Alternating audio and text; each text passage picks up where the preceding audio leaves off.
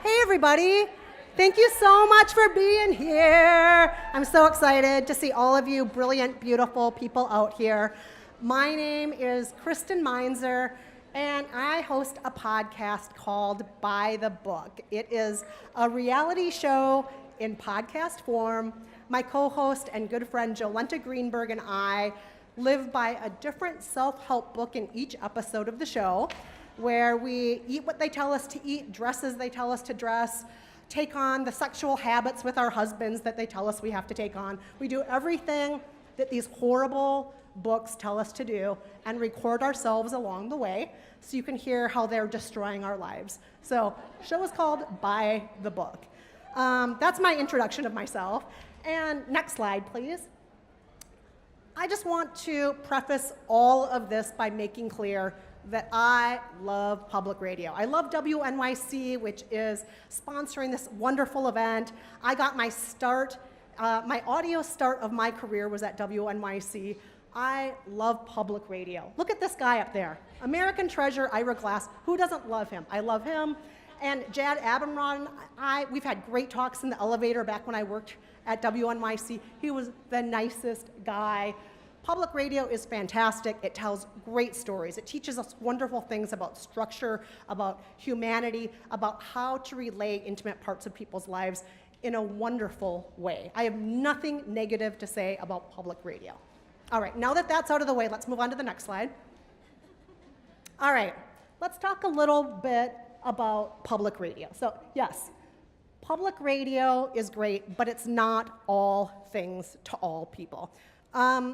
You may know this, you may not know this, but 30 million average weekly listeners tune into NPR. But let's look at the competitors here. In TV, Americans watch more than 7 hours and 50 minutes of TV per household every single day. Netflix, I'm willing to bet almost everybody in this room, if I said, do you have a Netflix account? Probably you probably all watch Netflix, right? And then YouTube, just to give you an example of how many people are watching YouTube, just this one channel alone, which I've never heard of, PewDiePie, I think is how it's pronounced, 68 million people subscribe just to that channel alone. There are a lot of other things going on in the world that are not public radio. So, next slide, please. Here's the big question. Only 26% of Americans have listened to a podcast in the past month. And the question is, how do we meet the other 74% of the listeners where they are? These 74% of potential podcast listeners. And my suggestion, based on what we just saw on the last slide, is to stop trying to imitate public radio. Next slide, please. So I'm gonna walk you through some ideas that are of shows that actually exist that draw their inspiration from places that are not public radio, just to give you an idea of some of the other places we can be looking. The first, of course, is my show that I co-host, By the Book, and we're gonna play you a clip of an episode when we were living by French Women Don't Get Fat. Now, that book begins with what's called the tough weekend, where you have to live for 3 days only on the water that comes off of boiled leeks. So you boil a bunch of leeks, and then you're allowed to eat the water, which is called leek soup, even though it's just water that came off of leeks. And if you get so famished that you're about to faint, you're allowed to have little bits of those leeks out of the boiled water. And there is actually a place you can go to.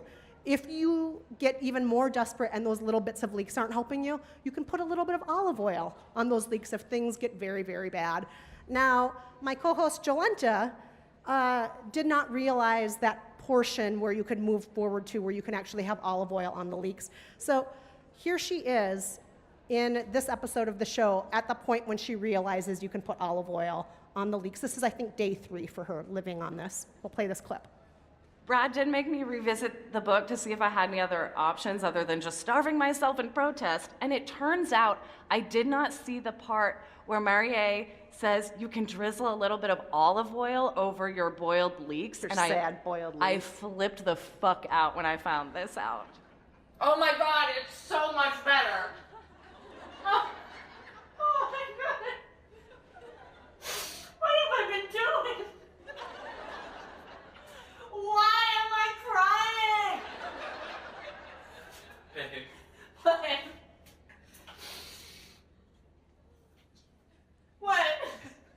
Actually, you're doing so hot. What do you mean? You doing okay? No. You're like crying. Because I got olive oil on my tongue. And it tastes so good. But you know, this is supposed to make you reset your palate, and like I'm really appreciating the olive oil. That book was horrible. Don't live by that book. Please don't live by that book. Now, when Jolenta and I set out to make this show, reality TV was our inspiration. Both she and I love reality TV. I love a show where you're being forced to marry a stranger. I love a show where you're being forced to do obstacle courses that might kill you. We both love reality TV. But at the time when we launched the show, it seemed that there were no other podcasts out there that were taking their inspiration from reality TV, even though that's the most watched genre on TV. Think about the 7 hours and 50 minutes that a household is watching TV a day. How many of those folks are watching reality TV? How few podcasts are actually trying to take that model and turn them into a show? Think about that. Let's move on to another show that is taking an unusual source of inspiration for how it's made. So this show called The Walk it's an immersive fiction podcast by Naomi Alderman. I don't know if any of you have read The Power. Please read The Power. That's a book that she wrote. She's fantastic. So this show began as a fitness app by the game company Six to Start. It was funded by the British National Health Service, and originally it was just a game. It was an app that was supposed to make you exercise. You would walk and you'd hear more of the story. You'd walk and you'd hear more of the story. And then at Panoply, we kind of remade it so that it would be one singular podcast, and you would become the main character in the story just by listening to it. So here's a clip from the first episode of The Walk. Come on, walk this way, don't run. If they're here, that'll just draw attention. I should be able to get you out of the city at least. Management of Inverness Station apologise for any What a joke. There. Man reading a paper, 4 o'clock, don't look now. He's followed us up the platform. Now he's following us back down. He's the burn. Woman at 9 o'clock, taking a long time over her croissant, could be burn. It's only going to get worse from here. Oh, damn, the police already. I didn't think they'd be here so quickly. Not as bad as the burn, but we can't let them clock you. I heard about that trouble you had in Shanghai last year. Don't want a repeat of that. Come with me. Side exit. Madam, there's no exit down the tunnel in that Don't direction. look back. All passengers must Just ignore him. main exit. If you do not stop before Keep walking. So that's a very tense show. The more you walk, the more the story is given to you. The fact is that you just stumbled, according to the story, into a situation where you got handed files that you have to walk to another country. And you are given the code name Walker, which is cute, and you just walk and walk and walk and listen to the story. And it actually does, I find, give you the same sort of service as the original exercise app planned to make you walk to hear a story, because the more you listen, I found the brisker and brisker my walk gets as you go along and things get more and more insane around you. All right, let's move on to the next slide here. So YOY is a show that I absolutely love. I'm sure a lot of people here have heard it. And Andrea Salenzi, the great Andrea Salenzi, took inspiration from so many places when she was making this show. Everything from fictional elements were included in her show to eavesdropping on other people's dates. She would put herself in first-person situations. She would do confessionals.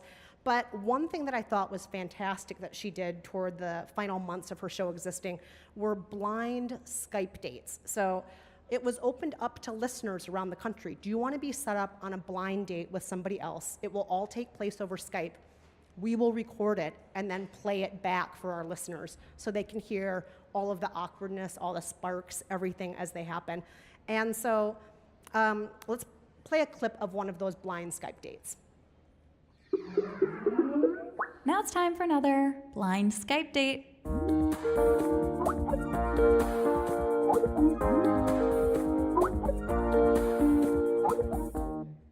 This week we have Travis and Zanira. He's 25, she's 23, and they both live in Austin, Texas. They spoke late at night on a Friday, and right from the moment they first met, you can hear them smiling at each other. through the screen. Hello. Hey, hi. Hi, I'm Travis. I'm Zanira. Hi, Zanira. Nice to meet you. Likewise. Yeah, pretty sure they like each other. My first question, it's a little like, I dive in like really deep, is have you ever doubted your career choice and how did you deal with that doubt? I'll say yes. I don't have a career in the general sense. The place that makes me money is my job. Music is the thing that I'm really passionate about, and there's definitely been times when I was like, man, I have maybe made some decisions that made my life harder that were, for that. Like, that's why I moved to Austin, was for music, which, yeah, I know. Another Austin band person. Go figure. No, there's no judgment. I'm a big supporter of the arts. Okay.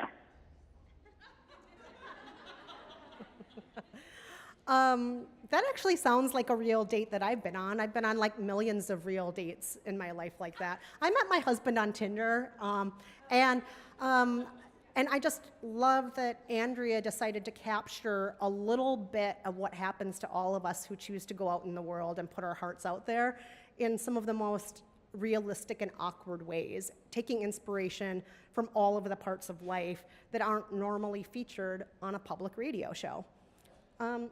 So next slide, please. So this is my challenge to all of you here. Where else can you look for inspiration? There are so many places out there to look. YouTube, Snapchat, video games, Netflix, game shows, professional sports, more.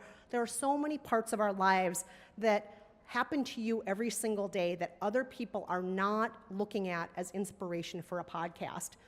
And I'm daring all of you here to try to put all of those other places of inspiration into your shows. Next slide, please.